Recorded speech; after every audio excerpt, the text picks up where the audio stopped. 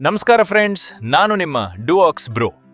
Video ನೋಡೋದಕ್ಕಿಂತ ಮೊದಲು subscribe ಮಾಡಿ ಹಾಗೆ ಲೈಕ್ ಮಾಡಿ, ಯಾಕೆಂದ್ರೆ ಈ ರೀತಿ ವಿಡಿಯೋ ಮಾಡೋದಕ್ಕೆ ಎನರ್ಜಿ ಸಿಗುತ್ತದೆ. Okay, let's get started.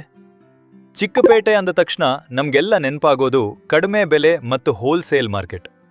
ಆದರೆ ನಾವಂದುಕೊಂಡಷ್ಟು ಇದು ಸುಲಭ ಅಲ್ವೇ? ಅಲ್ಲ. ಇವತ್ತು ನಾನು ಮೊದಲ ಬಾರಿ ಅಲ್ಲಿಗೆ ಹೋದಾಗ ನನಗೆದುರಾದ ಕೆಲವು ಶಾಕಿಂಗ್ ಸತ್ಯಗಳು ಮತ್ತು ಅಲ್ಲಿ ನಡೆಯೋ ಸ್ಕ್ಯಾಮ್ ಬಗ್ಗೆ ಈ ವಿಡಿಯೋದಲ್ಲಿ ಹೇಳ್ತೀನಿ.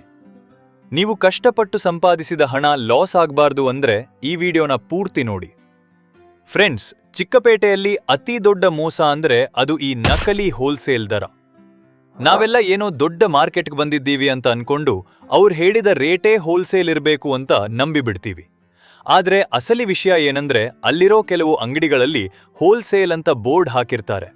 ಆದ್ರೆ ಅವ್ರು ಕೊಡೋ ಬೆಲೆ ನಿಮ್ಮ ಏರಿಯಾದ ಪಕ್ಕದ ಅಂಗಡಿಗಿಂತ ಅಥವಾ ಆನ್ಲೈನ್ಗಿಂತಲೂ ಜಾಸ್ತಿ ಇರುತ್ತೆ. ಅವ್ರು ನಮ್ಮನ್ನ ಹೇಗ್ ನಂಬಿಸ್ತಾರೆ ಅಂದ್ರೆ ಇದು ಡೈರೆಕ್ಟ್ ಮ್ಯಾನುಫ್ಯಾಕ್ಚರಿಂಗ್ ರೇಟ್ ಅಂತ ಸುಳ್ಳು ಹೇಳ್ತಾರೆ. 4-5 ಪೀಸ್ ತಗೊಂಡ್ರೆ ಮಾತ್ರ ಹೋಲ್ಸೇಲ್ ರೇಟ್ ಅಂತ ಹೇಳಿ ರೀಟೇಲ್ ರೇಟ್ಗಿಂತಲೂ ಹೆಚ್ಚಿನ ಬೆಲೆಗೆ ಮಾರಿಬಿಡ್ತಾರೆ. ಹಾಗಾಗಿ ನೀವು ಬಟ್ಟೆ ತಗೊಳ್ಳೋ ಮುನ್ನ ನಿಮ್ಮ ಮೊಬೈಲ್ನಲ್ಲಿ ಒಮ್ಮೆ ರೇಟ್ ಚೆಕ್ ಮಾಡಿ, ಅಥವಾ ಕನಿಷ್ಠ 3-4 ಅಂಗಡಿಗಳಲ್ಲಿ ಬೆಲೆ ವಿಚಾರಿಸದೆ ಹಣ ಕೊಡಬೇಡಿ. ಗೆಳೆಯರೆ, ಒಂದು ವಿಷಯ ನೆನಪಿಟ್ಕೊಳ್ಳಿ, ಚಿಕ್ಕಪೇಟೆಯ ಎಲ್ಲಾ ಅಂಗಡಿಗಳು ಮೋಸ ಮಾಡುತ್ತವೆ ಅಂತ ಖಂಡಿತ ಅಲ್ಲ. ಇವತ್ತಿಗೂ ಇಲ್ಲಿ ಎಷ್ಟೋ ಅಂಗಡಿಗಳು ದಶಕಗಳಿಂದ ತಮ್ಮ ನಂಬಿಕೆಯನ್ನು ಉಳಿಸಿಕೊಂಡು ಬಂದಿವೆ. ಅಲ್ಲಿ ನೀವು ಹೋದರೆ ನಿಮಗೆ ಸಿಗುವ ಕ್ವಾಲಿಟಿ ಮತ್ತು ಹೋಲ್ಸೇಲ್ ರೇಟ್ ಬೇರೆಲ್ಲೂ ಸಿಗೋದಿಲ್ಲ. ಆದರೆ ಸಮಸ್ಯೆ ಇರೋದು ಎಲ್ಲಿ ಅಂದ್ರೆ ಈ ಅಸಲಿ ಹೋಲ್ಸೇಲ್ ಅಂಗಡಿಗಳ ಮಧ್ಯೆ ಕೆಲವು ಸೀಸನಲ್ ಅಥವಾ ಹೊಸ ಅಂಗಡಿಗಳು ಹುಟ್ಕೊಂಡಿವೆ. ಅವು ಹೋಲ್ಸೇಲ್ ಹೆಸರಲ್ಲಿ ಜನರನ್ನ ದಾರಿ ತಪ್ಪಿಸ್ತವೆ. ನಾವೆಲ್ಲ ಯೂಟ್ಯೂಬ್ನಲ್ಲಿ ಯಾವುದೋ ಒಂದು ವಿಡಿಯೋ ನೋಡ್ತೀವಿ. ಅಲ್ಲಿ ಅವರು ಕೇವಲ 99 ರೂಪಾಯಿಗೆ ಸೀರೆ, 149 ರೂಪಾಯಿಗೆ ಶರ್ಟ್ ಅಂತ ಹೇಳ್ತಾರೆ, ಅದನ್ನುಳ್ತಾರೆ. ಅದನ್ನು ನಂಬಿಕೊಂಡು ನಾವು ದೂರದ ಊರುಗಳಿಂದ ಚಿಕ್ಕಪೇಟೆಗೆ ಬರ್ತೀವಿ. ಆದರೆ ಇಲ್ಲಿಗೆ ಬಂದ ಮೇಲೆ ಗೊತ್ತಾಗೋದೇನೆಂದ್ರೆ ಆ ವಿಡಿಯೋದಲ್ಲಿ ತೋರಿಸಿರೋ ರೇಟ್ಗೂ ಇಲ್ಲಿರೋ ರೇಟ್ಗೂ ಅಜಗಜಾಂತರ ವ್ಯತ್ಯಾಸ ಇರುತ್ತೆ. ಅದು ಸ್ಟಾಕ್ ಖಾಲಿಯಾಗಿದೆ ಅಥವಾ ಅದು ಬರೀ ಹೋಲ್ಸೇಲ್ ಬಲ್ಕಾಗಿ ತಗೊಂಡ್ರೆ ಮಾತ್ರ ಅಂತ ನಿಮ್ಮನ್ನ ದಾರಿ ತಪ್ಪಿಸ್ತಾರೆ.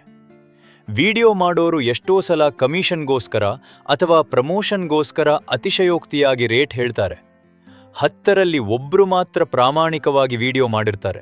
ಇನ್ನುಳಿದ 9 ಜನ ಬರೀ ವ್ಯೂಸ್ ಮತ್ತು ಕಮಿಷನ್ಗೋಸ್ಕರ ಜನರನ್ನ ಅಲ್ಲಿಗೆ ಬರಮಾಡ್ಕೊಳ್ತಾರೆ. ಹಾಗಾಗಿ ಯೂಟ್ಯೂಬ್ ವಿಡಿಯೋ ನೋಡಿ ಕಣ್ಣು ಮುಚ್ಚಿ ನಂಬಬೇಡಿ. ನೀವೇ ನೇರವಾಗಿ ಹೋಗಿ ಬೆಲೆ ವಿಚಾರಿಸಿ ತಗೊಳ್ಳಿ.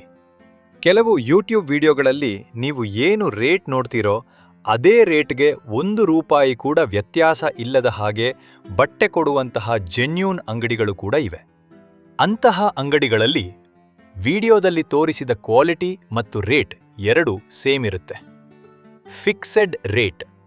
ಅವರು ಸುಳ್ಳು ಹೇಳಿ ನಿಮ್ಮನ್ನ ಕರೆಯೋದಿಲ್ಲ. ಏನು ರೇಟ್ ಇದೆಯೋ ಅದನ್ನೇ ನೇರವಾಗಿ ಹೇಳ್ತಾರೆ. ನಂಬಿಕೆ. ಇಂತಹ ಅಂಗಡಿಗಳಿಗೆ ಹೋದಾಗ ನಮಗೆ ಮೋಸ ಹೋದ್ವಿ ಅನ್ನೋ ಫೀಲಿಂಗ್ ಬರೋದಿಲ್ಲ. ಬದಲಾಗಿ ಒಳ್ಳೆ ಕಲೆಕ್ಷನ್ ಸಿಕ್ತು ಅನ್ನೋ ಖುಷಿ ಇರುತ್ತೆ. ಸೊ ಎಲ್ಲರನ್ನೂ ಒಂದೇ ತಕ್ಕಡಿಯಲ್ಲಿ ಅಳೆಯೋದು ಬೇಡ. ನೀವು ಸರಿಯಾದ ವಿಡಿಯೋ ನೋಡಿ ಸರಿಯಾದ ಅಂಗಡಿಯನ್ನ ಆಯ್ಕೆ ಮಾಡಿಕೊಂಡ್ರೆ ನೀವು ಖರ್ಚು ಮಾಡಿದ ಹಣವೂ ಮತ್ತು ಸಮಯವೂ ಸಾರ್ಥಕವಾಗಿದೆ ಅನ್ನಿಸುವಂತೆ ಅತ್ಯುತ್ತಮ ಅಂಗಡಿಗೆ ಭೇಟಿ ನೀಡಿದ ಅನುಭವವೂ ಸಿಗುತ್ತದೆ.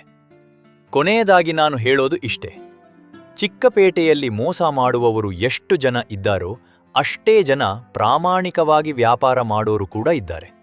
ನೀವು ಹೋಗೋ ಮೊದಲು ಸ್ವಲ್ಪ ರಿಸರ್ಚ್ ಮಾಡಿ. ಸರಿಯಾದ ಗೈಡ್ ಅಥವಾ ವಿಡಿಯೋ ಫಾಲೋ ಮಾಡಿದರೆ ನಿಮ್ಮ ಶಾಪಿಂಗ್ ಎಕ್ಸ್ಪೀರಿಯನ್ಸ್ ಅದ್ಭುತವಾಗಿರುತ್ತೆ.